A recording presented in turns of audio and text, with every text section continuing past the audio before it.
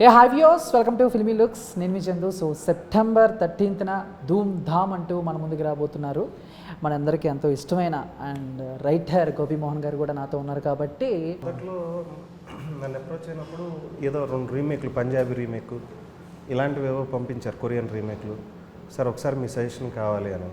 ఆ మాటల్లో ఈయన సార్ మీ కామెడీ సినిమాలు బాగుంటాయి కదండి, మీరెందుకు రాయకూడదు అని స్లోగా ఫస్ట్ డైరెక్ట్గా అప్రోచ్ అవ్వకుండా ముందు రీమేక్లు పంపించి ఇవి కరెక్ట్ కాదేమోనండి అది ఇది అని చెప్తే పని మీరే ఒక కథ వచ్చు కదా అని చెప్పి అలా కరోనా టైంలో అప్రోచ్ అవ్వడం జరిగిందనమాట. Okay done. అంటే మీ అందరికీ తెలిసే ఉంటారు గోపీమోహన్ గారు ఎన్నో హిట్ సినిమాలకి ఆయన రైటర్. అంటే సార్ ఎందుకు స్పెసిఫిక్గా చెప్తున్నానంటే చాలా సినిమాలకు మీరు వర్క్ చేశారు.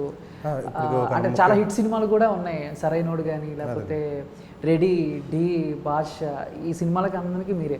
సో ఎందుకు చెప్తున్నానంటే ఇలాగ బేసిక్గా యాక్టర్స్ స్క్రీన్ మీద కనబడతారు, వాళ్ళకు ప్రత్యేకంగా గుర్తింపు ఉంటుంది, డైరెక్టర్స్కి గుర్తింపు.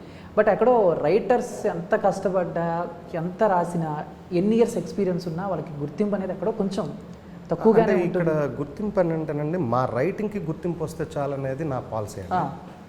నన్ను ఫేస్గా గుర్తుపట్టకుండా ఉంటే నేను చక్కగా వెళ్ళి అందరితో పాటు కూర్చొని సినిమాలు చూస్తాననే ఇది. అసలు నేను రావడానికి, ఇండస్ట్రీ రావడానికి టెక్నీషియన్గా సెలెక్ట్ చేసుకుందే నన్ను చూసి గుర్తుపట్టకూడదు, నా వర్క్ని చూసి గుర్తుపట్టాలి. నేను థియేటర్లోకి వెళ్ళి కూర్చుంటే ఈ సీన్ భలే రాశారా అని అనుకుంటే నాకు అది ఆనందం అనమాట. సో అందుకని నేను పర్టికులర్గా ఎప్పుడు లో ప్రొఫైల్లోనే ఉందాం.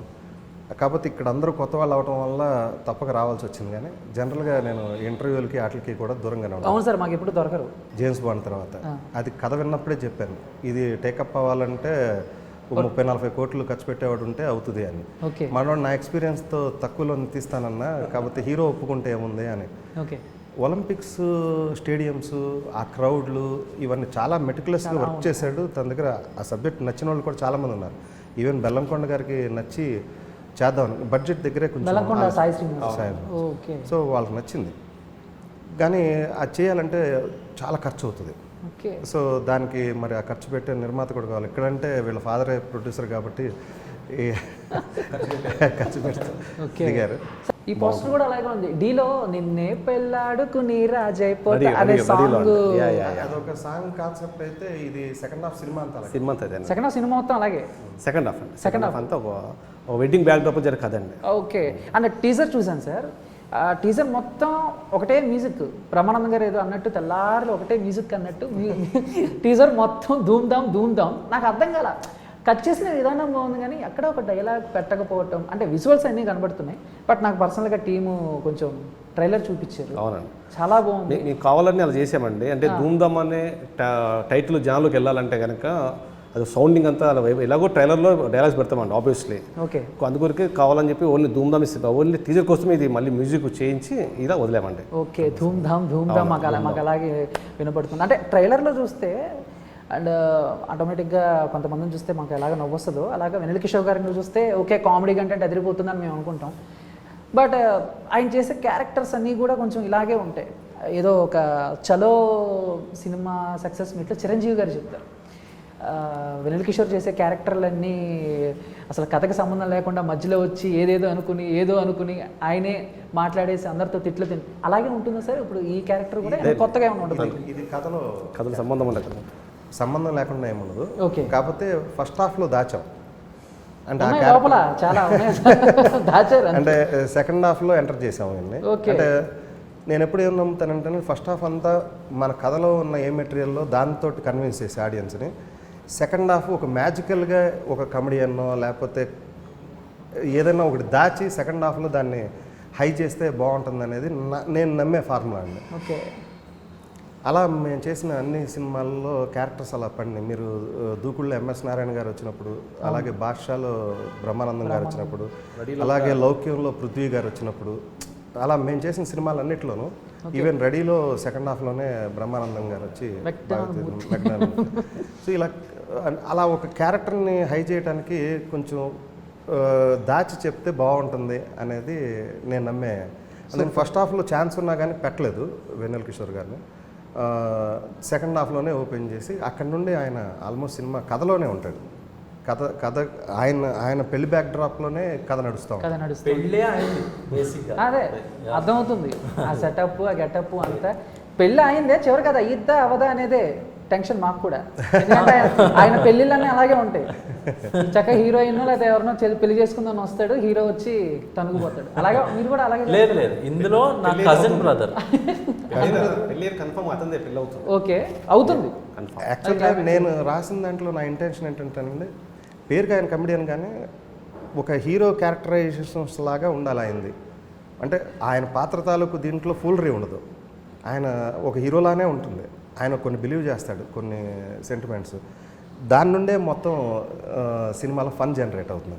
ఓకే దాని గోపీమోహన్ గారు మీరు చెప్పండి. అంటే చాలామందితో వర్క్ చేశారు, డైరెక్టర్ వచ్చి ఈ సీన్ చెప్తున్నప్పుడు ఆ సీన్ క్రియేట్ చేయాలన్నా, ఆ సీన్లో డైలాగ్స్ రాయాలన్నా కూడా మీరు అక్కడున్న ఆర్టిస్టుల్ని దృష్టిలో పెట్టుకుని రాస్తారా, లేకపోతే మీరు రాసిన తర్వాత దానికి తగ్గట్టు ఆర్టిస్టులు అలా బిహేవ్ చేస్తారా? సో ఏంటి మీరేం నమ్ముతారు? అంటే మేము డిజైన్ చేస్తాం, డిజైన్ చేస్తాం కంపల్సరీగా ఆర్టిస్ట్ అనుకునే ఆ పాత్ర ఎవరు వేస్తున్నారని అనుకుని దానికి తగ్గట్టుగానే అన్నీ డిజైన్ చేస్తాను. యాక్చువల్గా ఈ సినిమాలో నేను ఒక క్యారెక్టర్కి బెనర్జీ గారు అయితే బాగుంటుందని అనుకున్నాను. ఏదో రఫ్గా పేరు చెప్తున్నారు అనుకుంటున్నారు, ఎందుకంటే ఆ క్యారెక్టర్తో చాలా కామెడీ ఉంది. అయితే అంతా అయిపోయిన తర్వాత బెనర్జీ గారు సీరియస్ కదండి, ఆయనతోటి ఈ క్యారెక్టర్ ఎంతవరకు నప్పుతుంది అనే టైప్లో ప్రొడ్యూసర్ గారు వీళ్ళందరూ కొంచెం వరి అవ్వటం మొదలెడితే లేదండి ఆయన అలాగే ఉండాలి, అప్పుడే కామెడీ జనరేట్ అవుతుంది. అవును, ట్రైలర్లో ఇక్కడ ఒక చిన్న ఎక్స్ప్రెషన్ కూడా సో అలా ఆయన మీద మంచి వర్కౌట్ అయిందండి. సో ఆయన అనుకుంటేనే నాకు ఆ కామెడీ వచ్చింది, ఓకే లేకపోతే రాదు. అలాగే గిరిధర్ అని చాలా సినిమాలు చేశాడు, ఈ సినిమా తనకి మంచి బ్రేక్ అవుతుందండి ఓకే గిరిధర్కి. అలాగే అసలు వెన్నెల కిషోర్ గారు అనుకున్న తర్వాతే క్యారెక్టర్ డిజైన్ రాయటం మొదలెట్టాం. సో ఆయన కన్విన్స్ అవుతాడా లేదా అనేది పక్కన పెట్టేస్తే మొత్తం అనుకున్న తర్వాత వీళ్ళందరికీ విపరీతంగా నచ్చింది. ఒకరోజు టైం తీసుకుని వెళ్ళి ఆయనకు చెప్పాం. ఆయన ఒకసారి విన్న తర్వాత సార్ ఈ క్యారెక్టర్ ఎవరు చేస్తున్నారు, ఆ క్యారెక్టర్ ఎవరు చేస్తున్నారని అన్నీ పర్ఫెక్ట్ సార్ అని చెప్పి, చాలా బాగుంది సార్ నేను చేస్తానని చెప్పి మాకు 6 days ఇమీడియట్గా డేట్స్ ఇచ్చారు. చాలా బిజీగా ఉంది, నచ్చి ఇక అక్కడ నుండి వరుసనే మేము తన క్యారెక్టర్ ఫినిష్ చేస్తాం. ఓకే సార్, అంటే కెరీర్ స్టార్ట్ చేసి చాలా ఇయర్స్ అవుతుంది, చాలా హిట్ సినిమాలు వర్క్ చేశారు. అంటే మామూలుగా చాలా తక్కువ టైం తీసుకుంటారని విన్నాను నేను కొంతమంది డైరెక్టర్స్ చెప్తూ ఉన్నప్పుడు. అండ్ సో ఆయన చాలా తక్కువ టైం తీసుకుంటారని విన్నాను. బట్ ఇప్పుడు వరకు మీ కెరీర్లో ఈ క్యారెక్టర్ని రాయడానికి, ఆ క్యారెక్టర్ని సృష్టించడానికి చాలా ఎక్కువ టైం తీసుకున్నాను అనిపించిన క్యారెక్టర్ ఏంటి సార్? ఐడియా వచ్చిన తర్వాత ఎప్పుడు అలా లేదండి, ఐడియా రావడానికే ఎక్కువ టైం తీసుకుంటాం. ఐడియా వచ్చేసింది అనుకోండి, ఇంకా అది ఫ్లోలో, అంటే ప్రొఫెషనల్గా దాంట్లో మేము ఇదే ఉన్నాం కాబట్టి ఐడియా రావడం కోసం బాగా స్ట్రగుల్ అవుతాం. సో పోనీ అలాగా ఆ ఐడియా రావడానికి మిగతా క్యారెక్టర్స్తో కంపేర్ చేసుకుంటే దీనికి కొంచెం ఎక్కువ స్ట్రెయిన్ అయిన, ఎక్కువ కష్టపడ్డాను అంటే దూకుడు సినిమాలో ఎంఎస్ నారాయణ గారి క్యారెక్టర్ కోసం, ఎందుకంటే ఫస్ట్ హాఫ్లో బ్రహ్మానందం గారి క్యారెక్టర్ ఉంటుంది, పద్మశ్రీ గారి క్యారెక్టర్, ఆయనది సెకండ్ హాఫ్లో కూడా కంటిన్యూ అవుతుంది. ఆయనకి మ్యాచింగ్గా ఒక ఇది రావాలి, ఒక వెయిట్ ఉండే క్యారెక్టర్ రావాలి, మళ్ళీ అది కొత్తగా ఉండాలి అని చెప్పి దానికోసం ఆల్మోస్ట్ షూటింగ్ ఇంకా 30% బ్యాలెన్స్ ఉంది. దాని గురించి ఆలోచిస్తూ లాస్ట్ మినిట్లో ఆ షోరీల్ అతను అంటే సినిమా పిచ్చి అతనికి, నేనంటే రియాలిటీ షో అంటే నమ్మాను, నువ్వు ఈ ఏజ్లో నమ్మారంటే గ్రాఫిక్స్లో తీసేస్తారని. సో అది ఆ ఐడియా వచ్చేంత వరకు బాగా స్ట్రగుల్ అయ్యామండి. అలాగే లౌక్యం సినిమాలో పృథ్వీ క్యారెక్టర్ ఏదో నామకే వాస్తే ఉంది, దాన్ని బెటర్ చేయాలి, సెకండ్ హాఫ్లో ఏదో చేయాలని చెప్పి, అంటే నేను, కోనా గారు, శ్రీధర్ సీపాన, మేమందరం ఒక టీం బాగా స్ట్రగుల్ అయ్యి దాంట్లో కూడా అది వచ్చింది కానీ అందరం ఎగ్జైట్ అయ్యాం. అదే థియేటర్లో మంచి రెస్పాన్స్ వచ్చి పృథ్వీ గారికి ఆ సినిమానే చాలా పెద్ద, అంటే 30 years ఇండస్ట్రీ క్యారెక్టర్ తర్వాత లౌక్యం మళ్ళీ కొంచెం రీఎంట్రీ సార్. అంటే మామూలుగా ఇప్పుడు మనకి యాజ్ ఒక డైరెక్టర్ కానీ రైటర్ కానీ వాళ్ళ ఫ్లోలో వాళ్ళు ఉంటారు. బట్ అది సెట్స్ మీదకి వెళ్ళిన తర్వాత షూటింగ్ జరుపుకునేటప్పుడు మీరు రాసినవి కూడా కొంచెం ఎంతో కొంత చేంజ్ చేయటం, ఇంకాస్త యాడ్ చేయటం కొంతమంది హీరోస్ చేస్తూ ఉంటారు కదా, అలా సో మీరు రాసిన కామెడీ డైలాగ్స్ కానీ లేకపోతే సీన్స్ కానీ కొంచెం ఇంప్రవైజ్ చేసే హీరో ఎవరు సార్? అంటే వెంకీ సినిమా నేను సర్ప్రైజ్ చేయలేను బాగా. ఎందుకనంటే మేము రాసిన దాన్ని 3 times ఎన్హాన్స్ చేశారు. ఓకే. ఆ ట్రైన్ బ్లాక్ ఏదైతే ఉందో ఈవెన్ రవితేజ గారు కానీ, మేము రవితేజ గారికి ఎనర్జెటిక్గానే రాసాం, కానీ అక్కడికి వెళ్ళిన తర్వాత అది టోటల్ ఇంప్రవైజేషన్లో అది 10 times పెరిగిపోయింది. సో అది రవితేజ గారికి క్రెడిట్ ఇవ్వాలండి. సార్ అసలు ఎలా వచ్చింది సార్ థాట్ అది? ఎరా ఇది టీ అనగానే ఎరా కాఫీ ఇచ్చావా అని చెప్పి, అంటే చాలా చిన్న చిన్న లాజిక్. ప్లీజ్డ్ కాప్స్ అంటే ఈయన చంపడానికి కాపులు చదువులేదు. సరే ఎలా సార్ అది? అది క్రియేటివిటీ. అంటే మాకు అందుకనే సీను వైట్ల గారు బాగా అందుట్లో సింక్ అయ్యారు. ఇప్పుడు తనతో పనిచేశాడు కాబట్టి సాయి కిషోర్, అంటే ఇక మేము మళ్ళీ ఎక్స్ట్రా ఫీడ్బ్యాక్ ఇవ్వాల్సిన అవసరం లేదు. అక్కడ ఎలాగైతే మేము చేసామో సిమిలర్గా సాయి కిషోర్ ఇమీడియట్గా గ్రాస్ప్ చేస్తాడు. సో మా టైమింగ్ ఏంటనేది తనకి తెలుసు కాబట్టి నేను అందుకే కాన్ఫిడెంట్గా ఉన్నాను. తినైతే ఈ కామెడీ అంతా పండుతుందని. నేను అనుకున్న దానికంటే ఎక్కువ పండింది ఈ సినిమాలో కూడా సెకండ్ హాఫ్. ఓకే. నేను హీరోలు చిన్నవాళ్ళు పెద్దోళ్ళు అనేది పక్కన పెట్టేసేస్తే, నేను ఇదివరకు హిట్ సినిమాలు ఎలా ఎంజాయ్ చేశానో చేస్తున్నప్పుడు చూసిన తర్వాత, అలాగే ఈ సినిమాను కూడా అంత ఎంజాయ్. సో ధూమ్ ధామ్ కూడా హిట్ సినిమా కాబట్టి ఇంకా మనం చూసిన తర్వాత ఎంజాయ్ చేస్తాం. సరే ఎక్కువ అడగను. ఇంకోటి అంటే మామూలుగా ఇప్పుడు అంటే మీమ్స్ ట్రోల్స్ వచ్చిన తర్వాత మీరు ఇప్పుడు ఏమైతే చెప్పారో వెంకీ, సో అవన్నీ బాగా మళ్ళీ మళ్ళీ రోజు మాకు కనపడతానే ఉంటాయి, మీరు కూడా చూస్తూనే ఉంటారు కదా. సో ఏంటి ఎలా ఫీల్ అవుతారు? అంటే అదే సినిమాలో బ్రహ్మానందం గారు రాకపోతే ఇలాంటి రెస్పాన్స్ రాకపోతే మనసులో వెల్త్గా ఉండేది. ఏంటంటే సినిమాలు హిట్ అయినా అరే ఏంటంటే మంచి క్రియేటివ్గా చేసాము, వాటికి ఇది రాలేదేంటి, ఆ క్యారెక్టర్ల గురించి మాట్లాడలేదేంటి అనే ఫీలింగ్ ఉంటుందండి.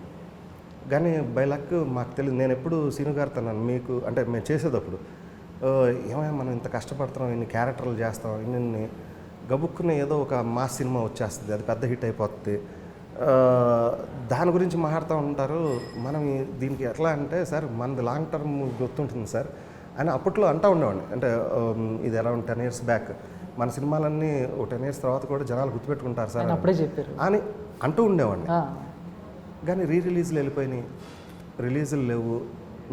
టీవీల్లో చూసి ఎవరన్నా మీ సినిమాలు బాగుంటాయని చెప్పడం తప్ప, ఇది సడన్గా ఈ మీమ్స్ కల్చర్ స్టార్ట్ అయిన తర్వాత దాంట్లో మా సినిమాలన్నింటినీ పెట్టడం అనేది, అంటే కింగ్లో మీరు చూస్తున్నారు, అలాగే బ్రహ్మానందం, వెంకీ, రెడీలో క్యారెక్టర్స్, దూకుడులో క్యారెక్టర్స్, బాద్షాలో క్యారెక్టర్స్, ఇవన్నీ మాకు చాలా హ్యాపీగా ఇప్పుడు అంటే రాసిన దానికి ఆ రోజు కష్టపడిన దానికి డబ్బులు సంపాదించినా ఏం సంపాదించినా ఇది మాకు ఎక్కువ గౌరవం అని ఫీల్ అవుతాం.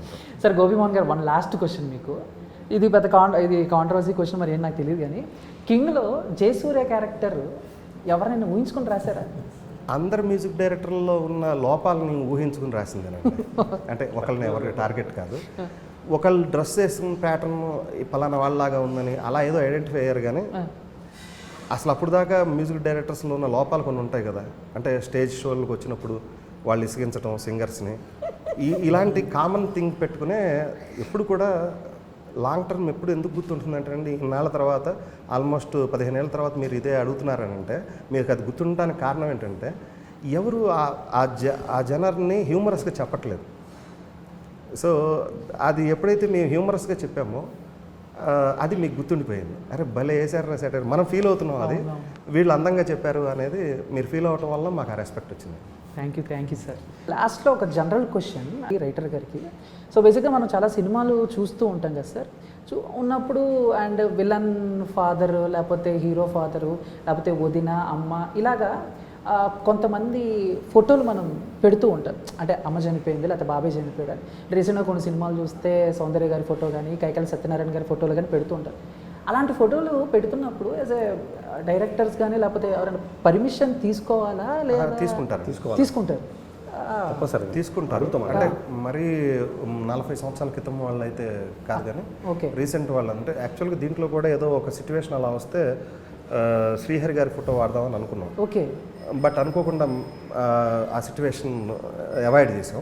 ఓకే. బట్ అప్పుడు పెడదామని అనుకున్నప్పుడు తను శ్రీహరి గారితో మేము 2 సినిమాలు చేసాం, కింగ్ సినిమా. ఆయన వెళ్ళి పర్మిషన్ తీసుకున్నాడు. పెట్టుకోండి అమ్మా, మీరు అందరూ పనిచేశారు కదా. వాళ్ళ అబ్బాయితో మాట్లాడారండి, వాళ్ళ అబ్బాయి ఓకే పెట్టుకోమన్నారండి. ఓకే, కుదరలా.